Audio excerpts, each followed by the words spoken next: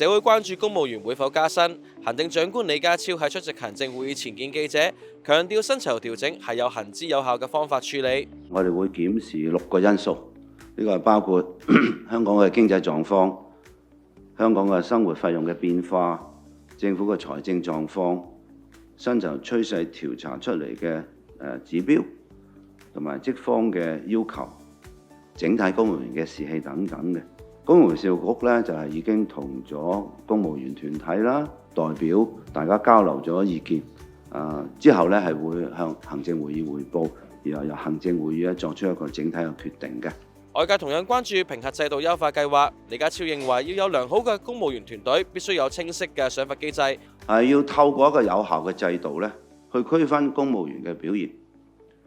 優秀嘅公務員佢可以因此更加精益求精。同時亦都要分辨喺工作上面欠佳嘅，咁所以建立一個獎罰分明嘅公平制度咧，係對於建立公務員團隊咧係非常重要。點新聞記者黃俊傑報導。